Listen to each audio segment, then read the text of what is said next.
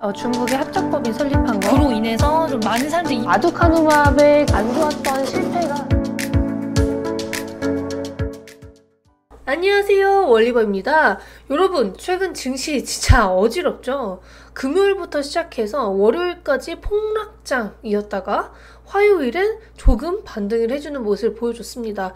다만 금요일과 월요일 하락폭이 너무 커서 반등을 해줘도 조금 애매한 반등이었다라는 거. 그리고 이런 증시 폭락 속에 원인을 찾고자 했던 분들이 많았는데요.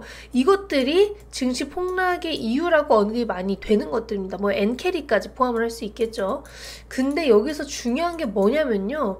이런 폭락의 원인이 또 폭락을 낳고 그 폭락이 또 폭락을 낳고 그게 결국에는 우리의 패닉셀까지 이어지게 됩니다. 우리가 원치 않을 때 팔아야 되는 순간이 오는 거예요. 그러니까 우리가 그냥 걱정을 하고 어떻게 더 빠지겠다 하면서 팔게 되는 순간들이 온다라는 겁니다.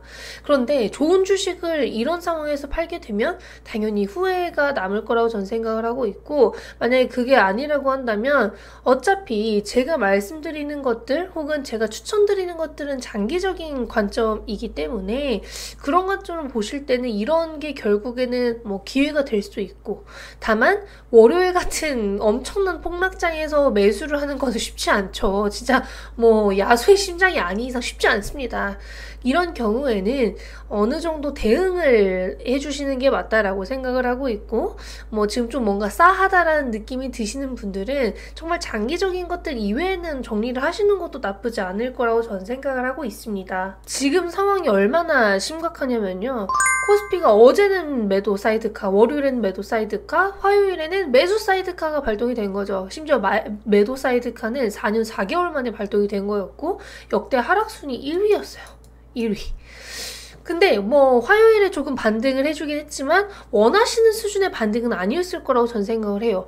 다만 오늘 반등폭을 유지하고 있었던 기업들, 그러니까 시초부터 장이 시작할 때부터 장이 마감할 때까지 매수세가 계속되거나 상승이 유지됐던 혹은 상승폭이 오히려 커졌던 그런 기업들은 저는 계속해서 봐야 된다라고 생각을 하거든요. 좋은 기업들로는 이제 리가켄바이오, 비오리 대표적이라고 할 수 있겠고요. 삼성바이오로직스도 마찬가지였습니다. 오늘 반등폭이 애매하긴 했지만 그래도 없는 것보다 나으니까요. 그런데 이런 상황에서 좋은 모습을 보여줬다라는 거는 사람들이 마지막에 팔 기업들이라는 거예요. 그리고 이 기업들이 매력적이라는 걸 증명해 준 거라고 전 생각을 하고 있기 때문에 뭐 바이오텍이든 제약바이오 기업들 중에서 어느 정도 매력도가 높은 기업들 위주로 봐야 되지 않을까. 그렇다라고 한다면 일단 돈이 있는 기업들이 타겟이 된 것으로 저는 판단을 했습니다. 그래서 이렇게 시장이 불안정하고 예상하기 어려운 수준일 때는 진짜 실적주를 봐야 돼요. 돈이 없으면 진짜 망가지기 쉽습니다. 마침 지금 실적 시즌이죠. 이번 실적 때 삼성바이오로직스의 실적이 서프라이즈가 나온 것도 금요일부터 해서 오늘까지 삼성바이오로직스가 하락폭이 크지 않았던 이유 중 하나일 수 있겠고요.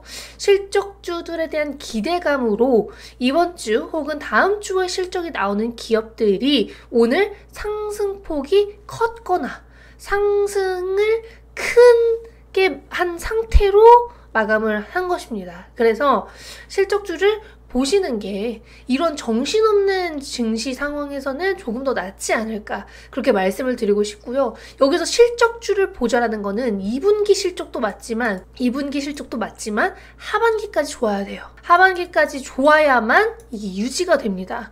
그게 아니라면 세론이 될 수 있기 때문에 하반기까지 좋아질 가능성이 정말 높은 기업들 위주로만 보시는 걸 저는 말씀을 드리고 싶네요. 사실 제가 8월 1일 라이브 때도 말씀을 드렸지만 저는 8월, 9월 바이오텍 좀 조심하셨으면 좋겠다라고 진짜 7월 때부터 말씀드렸어요. 7월 때부터.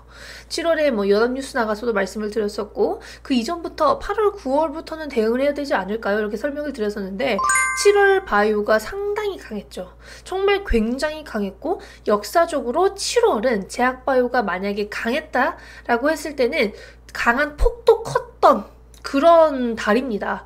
그렇기 때문에 7월에 너무너무너무 강했던 만큼 8월과 9월은 그대로 강한 걸 기대한다기보다는 개별주로 움직일 성향이 더 강할 것이고 대장주로 넘어갈 성향도 강해질 것이고, 그게 아니라고 한다면 생각보다 상승폭이 미미하거나 하락이 계속될 수도 있는 달이 될 수 있겠다, 이렇게 설명을 드렸습니다. 8월 1일은 좋았지만 그 이후에 지금 바이오가 조금 지지부진한 이유라고 할 수 있겠죠. 그래서 이제 8월, 9월은 대응의 영역이라고 설명을 드렸는데, 역사적으로 제약바이오 지수가 약했던 9월은 조금 더 조심을 하셨으면 좋겠어요. 9월에 금리 인하라는 이슈가 있긴 하지만 이게 9월에 반영이 되기보다 그 전부터 반영이 될 거예요. 아무래도 금리 인하라는 게 지금 정말 오랫동안 없었고, 그렇기 때문에 한두 달 전부터 반영이 되고 있는 모습이라고 할 수 있겠고요. 현재 시장 자체가 너무 정신이 없고, 뭐 엔비디아 젠슨왕부터 이제 버크셔 해스웨이에서 애플 파는 거부터 지금 현재 시장 자체가 뭔가 경기 침체인가? 라는 그런 상황들도 보여주고 있습니다. 근데 이제 반도체랑 AI발 하락으로 인해서 바이오가 지금 수혜 아닌 수혜를 보고 있는 건데요. 반도체가 오를 때는 바이오가 안 좋고, 반도체가 떨어질 때는 바이오가 좋았던 그런 흐름들이 있어요. 그 상관관계가 어느 정도 있는데, 그렇기 때문에 지금 바이오가 어느 정도 나쁘지 않은 흐름을 보여주고 있는 것이 아닌가. 반도체가 지금 전 세계적으로 너무 타격이 크죠. 뭐 국내 반도체는 말할 것도 없고, 그럼으로써 바이오가 오히려 지금 견조한 걸 수도 있겠다. 다만 대응은 확실히 해야 되고 실적주 위주로 보시는 게 맞다라고 저는 생각을 하고 있습니다. 실적 시즌, 지금 실적 시즌이죠. 실적주 혹은 뭐 정책 수혜 기업, 정책 수혜 기업은 대선 시즌 때 봐야만 하기 때문에 말씀을 드리는 거예요. 미국 대선 관련된 기업들은 연말까지는 보는 게 좋을 거라고 생각을 해서 계속해서 설명을 드리고 있는 거고, 바이오는 그 중에서 이제 IRA 혹은 생물보안법 관련된 기업들이 언급이 많이 되고 있죠. 그래서 삼성바이오틱스랑 ST팜은 계속해서 언급을 드리고 있는데, 실적주 중에 삼성바이오틱스가 일단 언급이 많이 되고 있고, 이번 실적이 워낙 좋았었기에 많이들 기대를 하고 계시는 것 같아요. 근데 이제 하반기 같은 경우에는 ST팜도 나쁘지 않을 것으로 저는 예상을 하고 있어서 생물보안법 정책 수혜주 중에 이 두 기업은 그래도 하반기까지 나쁘지 않은 흐름 보여줄 가능성이 높지 않을까, 그렇게 생각을 하고 있습니다. 그래서 이제 미용기 관련된 기업들도 제가 실적주 설명드릴 때 말씀을 많이 드리는데, 지금 화장품 대장이라고 할 수 있는 아모레퍼시픽의 실적이 너무 망가졌습니다. 이제 중국 쪽 적자폭 때문이라고 하는데요. 아모레퍼시픽이 이렇게 망가지다 보니까 지금 화장품 기업들에 대한 센티멘털이 조금 안 좋아졌죠. 그래서 2분기에는 여태까지 우리가 봤던 반년 이상 혹은 1년 동안의 화장품의 상승폭은 조금 기대하기 어렵지 않을까. 성장성 자체가 조금 꺾일 수는 있지 않을까라는 그런 우려들이 나올 수 있을 것 같습니다. 그래서 화장품 기업보다는 미용기 업종을 보시는 게 조금 더 낫지 않을까. 화장품의 상승폭보다는 미용기기의 상승폭이 조금 더 덜했죠. 특히 올해 들어서. 근데 그 중에서 이제 수출입도 나쁘지 않고, 하반기까지 어느 정도 이슈 있으면서 실적도 계속 잘 나올 수 있는 비올이나 TNL이 저는 괜찮을 거라고 보고 있습니다. TNL은 특히 수출입 데이터가 요즘 잘 나오고 있거든요. 근데 이제 비올 같은 경우에는 수출입 데이터도 잘 나오는데 특허 소송 관련해서도 이슈가 있으니까 볼만하지 않을까, 이렇게 말씀을 드리고 있는 거고. 그래서 이 두 기업은 정말 언제나처럼 실적 관련된 기업들 보고 싶다라고 하신다면 보시는 게 좋지 않을까, 그렇게 생각을 하고 있는 거고요. 제가 또 말씀드리지만 저는 종목 매수나 매도 추천이 아니고 절대 모든 투자는 본인의 몫인 거 잊지 마시길 바랍니다. 저는 제 생각을 설명드리는 거고요. 지금 실적주가 아닌 이상 변동폭이 너무 클 수도 있고, 그렇게 되면 내 마음이 너무 어지럽고 어려울 수 있으니까 설명을 드리는 거라고 생각을 해주시면 감사하겠습니다.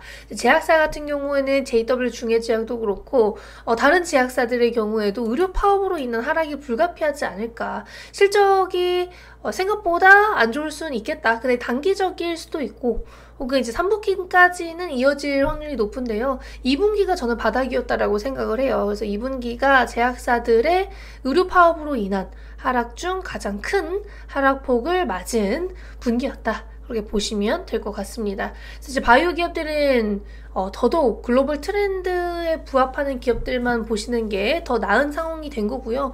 이렇게 불안정하고 변동폭이 큰 시장에서는 글로벌 리더들이 좋아하는 기술이거나 혹은 돈이 많은 기업들이 살아남게 됩니다. 대장주들만 살아남는 시장이 될 수 있다라는 건데요. 그게 이제 알테오젠과 리가켄바이오 정도라고 생각을 해주셔도 될 것 같고, 이 두 기업이 이제 트렌드에 부합하고 돈이 많은 기업의 선두주자다라고 봐주시면 될 것 같습니다.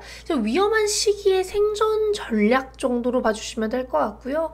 당연히 에이벨바이오까지도 최근에 자금 조달이 끝났기 때문에 에이벨바이오, 리가켄바이오, 알테오젠까지 많이들 보시는 게 좋지 않을까. 왜냐하면 내 마음이 조금 편하려면 이렇게 큰 기업들 혹은 글로벌 트렌드에 부합하는 기술을 보유하고 있는 기업들이 조금 더 나을 수는 있겠다, 그렇게 말씀을 드리고 싶습니다. 일단은 좀 지켜봐야겠죠. 지금 미국도 나쁘지 않고 국장도 화요일부터는 조금 반등을 하고 있긴 합니다만 이게 정상적인 흐름은 아니잖아요. 그러니까 항상 조심을 하셨으면 좋겠습니다. 그리고 최근 9월 에스모 유럽 종양학교 참여 기업들에 대한 이야기도 슬금슬금 나오고 있거든요. 그래서 이런 기업들도 뉴스 업데이트 제가 꼭 드리도록 하겠습니다. 그래서 에스모 참여 기업들 어느 정도 추려지면 텔레그램이랑 커뮤니티에 올리도록 하겠고요.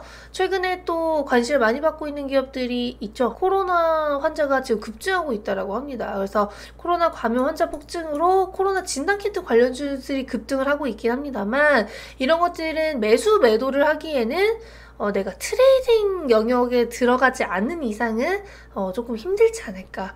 이게 아침 저녁으로 팔거나 언제 팔아야 될지 정확한 타점을 알기가 어려운 영역이라서 이런 것보다는 지금 같은 상황에서는 이제 장기적인 관점으로 좋아 보이는 기업들을 공부하시는 게 좋을 것 같고요.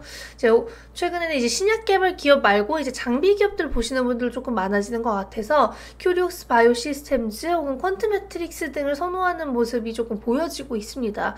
확실히 이런 장비 기업들, 그러니까 진단 기업들 중에서도 그런 질환 진단보다는 퀀트 매트릭스는 이제 항생제 진단, 큐리옥스 바이오 시스템즈는 세포 장비죠. 그래서 이런 해외 기업들에 대한 니즈 혹은 해외 기업들 중에서 많이 하고 있지 않은 그런 장비들을 보유한 국내 기업들이 조금 인기가 많은 것 같다, 이 정도는 알고 가시면 좋을 것 같고요. 신약 개발 기업은 꼭 지금 돈이 많고, 두 번째는 하반기에 모멘텀 있는 기업들만 보시길 추천드리겠습니다. 오늘도 시청해주셔서 감사하고 화이팅 하시면서 다음에 뵙겠습니다.